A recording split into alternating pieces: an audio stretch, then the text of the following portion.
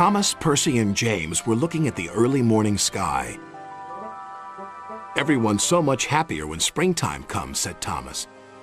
"Everyone except Sir Topham Hatt," grumbled James. "He seems to be working us harder than ever. I'm tired of these coastal runs." "He just wants everything to be ready for the holidays," replied Percy. "Anyway, salty air makes me all cheerful in my smoke box." "Pah!" snorted James.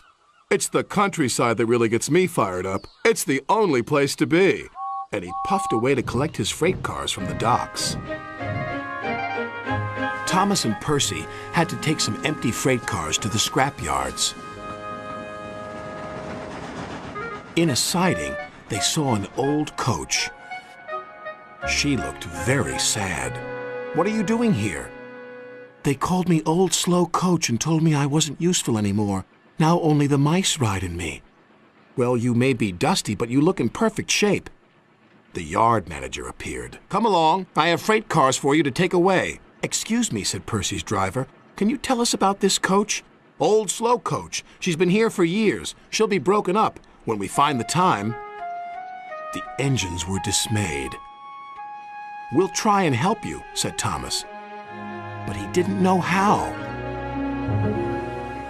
Meanwhile, James was enjoying himself.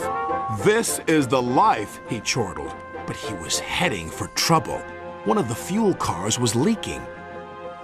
Then, suddenly, it caught fire. "Oh, help!" cried James. They reached a siding, and his driver gave the alarm. "It's fuel, and it's dangerous!"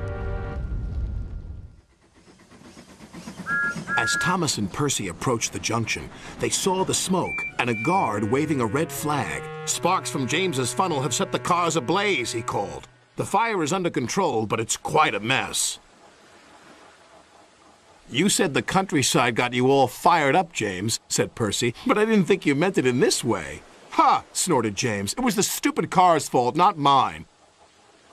"It's safe to proceed now," called a fireman. Thomas and Percy now felt sorry for James. It wasn't long before they reached the station.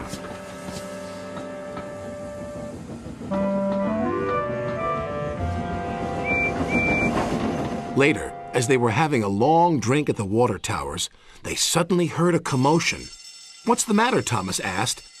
"It's another fire at the workman's hut," replied Thomas's driver. "We better see what we can do."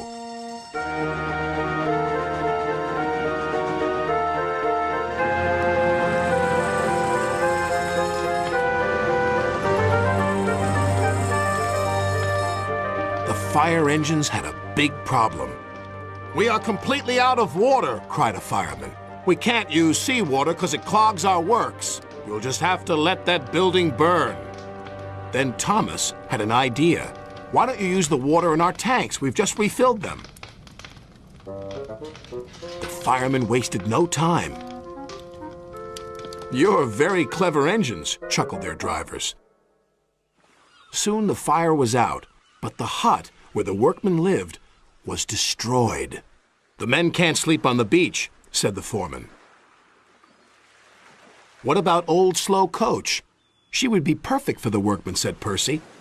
"Comfy, too," added Thomas. "What a good idea, Percy," said his driver. They phoned Sir Topham Hatt, who agreed.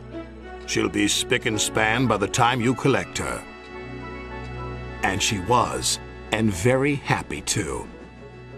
"I can't thank you enough. I feel splendid." The engines buffered up to her, and she set off happily for her new home. Everyone agreed there was nothing old or slow about Coach, and she will always be really useful indeed.